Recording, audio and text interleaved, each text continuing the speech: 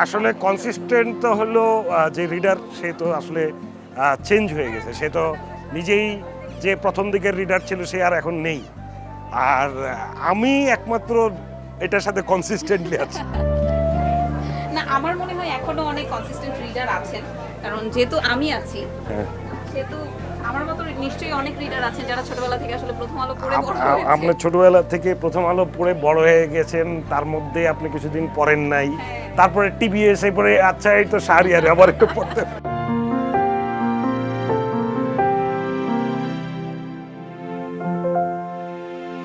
Bengal books presents TVS বইমেলা প্রাঙ্গণ থেকে আপনাদের সবাইকে স্বাগত জানাচ্ছি। আমি মোহনা হোসেন। দর্শক, আমরা এতদিন অনেকের সাথে কথা বলেছি। কেউ গল্প লিখেছেন, কেউ উপন্যাস লিখছেন, কেউ কবিতা লিখছেন, কখনো প্রকাশকের সাথে কথা বলেছি, বুক রিভিউ করেছেন, এমন মানুষের সাথেও কথা বলেছি। কিন্তু সাহিত্যের, শিক্ষার বা বিনোদনের অন্যতম আরও একটা মাধ্যম আছে, কিন্তু সেটা কমিক্স। আজকে একজন কার্টুনিস্টের সাথে কথা বলবো যিনি কমিক্স লেখেন, কার্টুন তৈরি করেন। তার নাম শাহরিয়ার খান। স্বাগতম শাহরিয়ার ভাই, কেমন আছেন? এই তো ভালো মোহনা, থ্যাংক ইউ। আপনাকে অসংখ্য ধন্যবাদ, আজকে আমাদেরকে সময় দিয়েছেন। আপনাকে কিন্তু আমি চিনি অনেক ছোটবেলা থেকে। আমি যখন প্রথম আলো পড়তাম, প্রথম আলোতে একটা স্ট্রিপ কার্টুন বের হতো বেসিক্যালি, সেই বেসিক্যালি থেকে প্রথম আপনাকে আমার চেনা। আমার এই জন্য খুবই আগ্রহ যে এটার পেছনের মানুষটা আসলে কেমন, এইটা আমি একটু জানতে চাই। আমি তখন ক্লাস হয়তো 4-5-এ পড়ি, তখন আমি বেসিক্যালি কার্টুন দেখেছি। এখন আমার গ্র্যাজুয়েশন শেষ, 4-5-এ পড়ি, তখন তো 2008-9 সাল হয়তো। তা এত বছর ধরে আপনি একটা কার্টুন তৈরি করছেন, তো এই যে কনসিস্টেন্সি ধরে রাখা, এটা কিভাবে সম্ভব হলো? অল্প কয়েকটা চরিত্র দিয়ে আপনি সেই গল্প বলে যাচ্ছেন এত বছর ধরে। কনসিস্টেন্ট আছে কিনা এটা রিডাররা ভালো বলবে, বাট আই ক্যান টেল যে যখন একটা কমিক স্ট্রিপ হয়, কমিক স্ট্রিপে কয়েকটা ক্যারেক্টার হয়, প্রত্যেকটা ক্যারেক্টারের নিজস্ব বৈশিষ্ট্য আছে। এখন বেসিক হলো উইটি, আবার তার বন্ধু হিল্লোল একটা ইডিয়েট, তার যে বেসিক লাভ ইন্টারেস্ট রিয়া, সে সবকিছু ভয় পায় ভূত ছাড়া। হ্যাঁ, তো এরকম প্রত্যেকটা ক্যারেক্টার নিজে গল্প বলে। তো সেটা যখন ধরে রাখি, ওভার দ্য টাইম আমি কিন্তু ইভলভ করেছি। আমার হাতের লেখা চেঞ্জ হয়েছে, আমার আর্টের স্টাইল চেঞ্জ হয়েছে। সেদিন একজন আমাকে ইমেল করেছে যে আপনার ব্ল্যাক অ্যান্ড হোয়াইট বেসিক্যালি ভালো ছিল, হ্যাঁ, এখনকার আর্টগুলো জানি কেমন লাগে। তা আমি তাকে উত্তর দিলাম, ভাই আমার আর্ট তো অনেক ইমপ্রুভ করলো, কারণ আগে কাগজে আমি ছাপ দিয়ে আঁকতাম, মানে প্রথমে পেন্সিল করে সেটার উপরে লাইট বক্সে রেখে আরেকটা কাগজে নিট ফিনিশিং দিতাম। তো সেখানে আমি ডিজিটাল ড্রয়িং করি, অনেক পরিষ্কার পরিচ্ছন্ন। তা আমার এই তো খারাপ হয় নাই। আর দ্বিতীয় জিনিসটা হচ্ছে আমার সিগনেচার তো স্পিড চেঞ্জ হয়ে গেছে। আমি আমার আগের হাতের লেখা চিনি না। তো ওভার দ্য টাইম চেঞ্জ হয়েছে,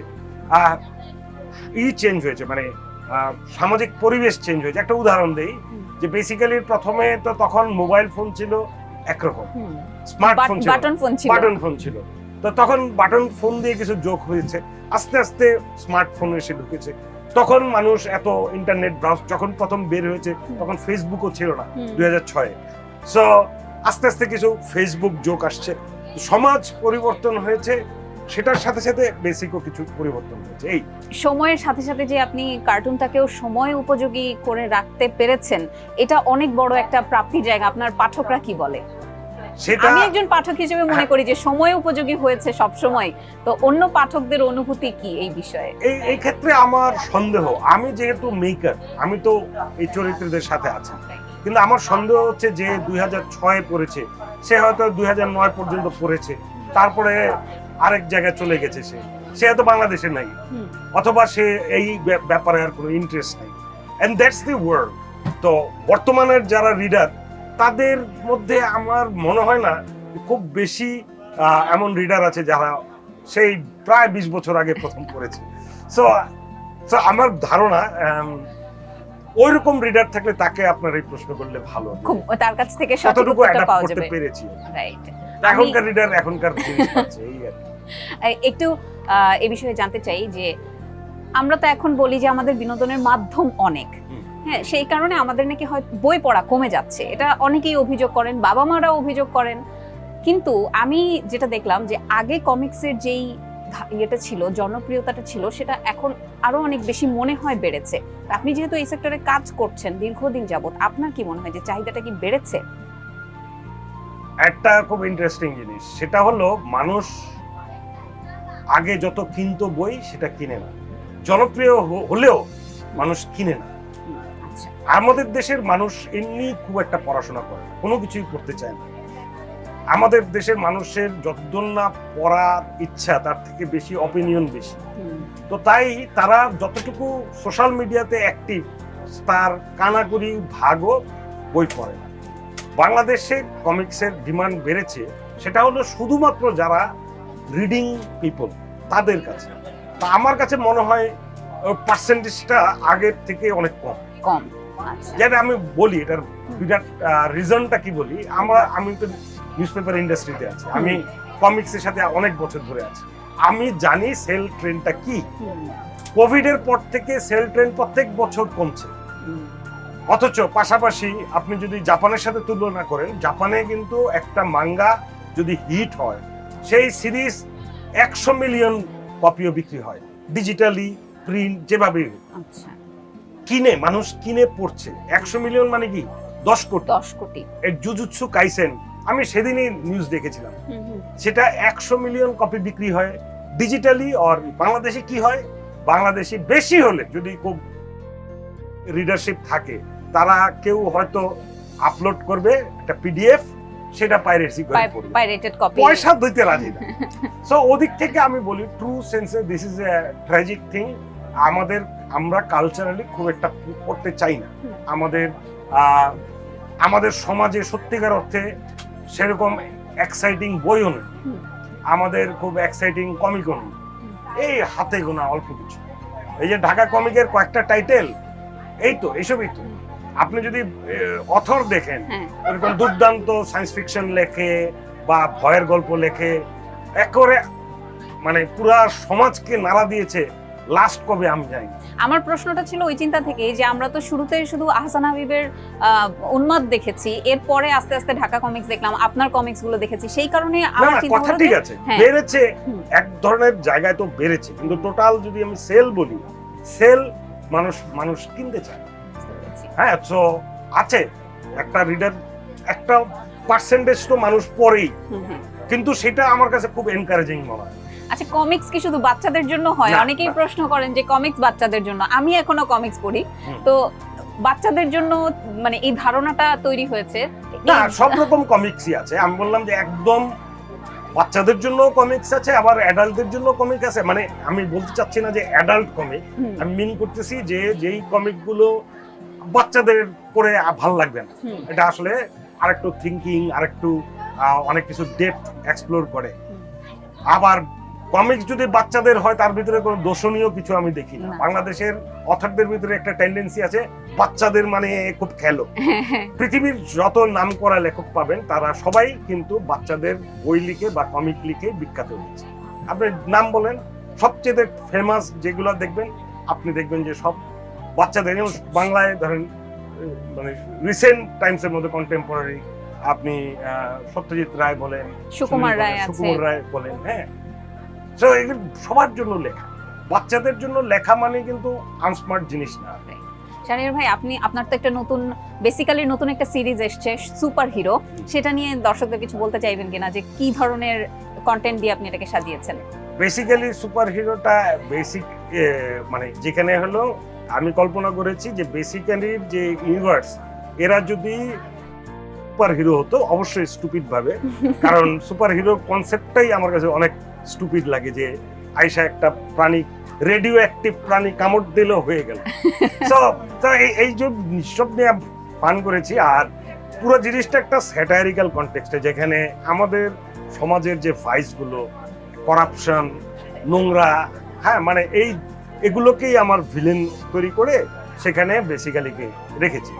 এই যে সমাজের যে অসঙ্গতিগুলো তুলে আনছেন স্যাটারিক্যাল ওয়েতে, কখনো কি সমাজের বা রাষ্ট্রের কোনো চাপে পড়তে হয়েছে যে এই জিনিসটা লেখা যাবে না, এই জিনিসটা সরিয়ে ফেলতে হবে, এমন কোনো অভিজ্ঞতা হয়েছে কি?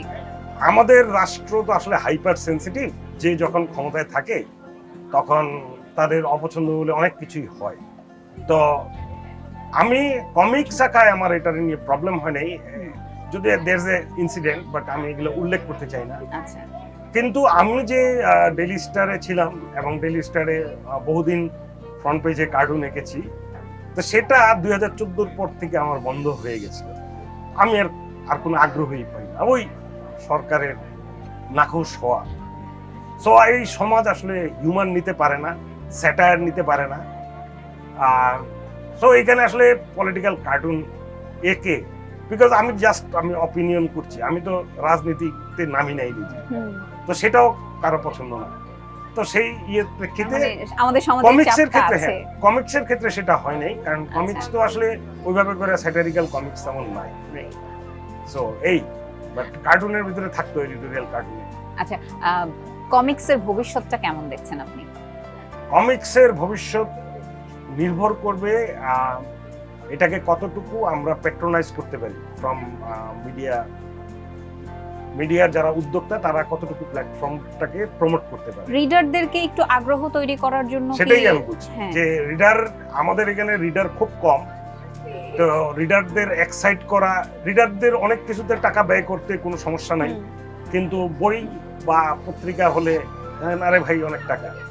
তো এই জিনিসগুলো আছে, আমাদের একটা সাইকি আছে, এটাকে আমার মনে হয় যারা কমিক্স আঁকে তারা এক্সাইটমেন্ট তৈরি করার মাধ্যমে যদি রিডারের কাছে অ্যাটলিস্ট নিজেদের তুলে ধরতে পারে, তাহলে হয়তো ভবিষ্যতে রিডার বাড়বে বলে আমার বিশ্বাস। এটাকে কি একটু ডিজিটাল প্ল্যাটফর্মে নিয়ে গেলে কি একটু সেল জেনারেট করা যায় কি? আমার আপনার বেসিক্যালি একটা পেজ আছে অলরেডি, কিন্তু সেটা তো ফ্রি, সেটা তো আমরা সবাই দেখতে পারি। সো ওইরকম কন্টেন্ট তৈরি হলে যদি এক্সাইটমেন্ট থাকে, তাহলে রিডার আগ্রহী হয়তো পে করবে। আর এই পেমেন্টটা খুব ইম্পর্টেন্ট। পিডিএফ দিয়ে খালি পাইরেসি হলে কোনো কিছুই থাকবে না। খালি পাইরেসি হলে কিসের জন্য আমি কষ্ট করে কেন মানুষকে পাইরেসি করতে দিলাম? হ্যাঁ, সবাই টাকা পেলো, ইন্টারনেট সার্ভিস প্রোভাইডার টাকা পেলো, হ্যাঁ, ওয়েব পেজ টাকা পেলো, আমি পেলাম না। যার যে সবচেয়ে বেশি কষ্ট আঁকলো মাথা ব্যথা। হ্যাঁ, সো ওইটা আসলে আমাদের এখানে আসলে এখনো বই ডিজিটালি সেল সেভাবে হয় নাই। এটা আমাদেরই দায়িত্ব, আসলে এটা রিডারের দায়িত্ব না, এটা আমাদের দায়িত্ব, মানুষের ওই আগ্রহটা তৈরি করা মানুষের ভিতরে। একটা শেষ প্রশ্ন করব শাহরিয়ার ভাই, সেটা হচ্ছে এবারের বইমেলা থেকে আপনার প্রত্যাশা কি? এইবারের বইমেলা থেকে তো প্রত্যাশা ছিল যে মানুষ মুক্তভাবে, যেহেতু একটা সরকার পলিটিক্যাল পট পরিবর্তন হয়েছে, তো সেই আশা করেছিলাম যে এখানে মুক্তভাবে মানুষ বই বিক্রি করতে পারবে, কিন্তু আসলে সেটা হয়নি।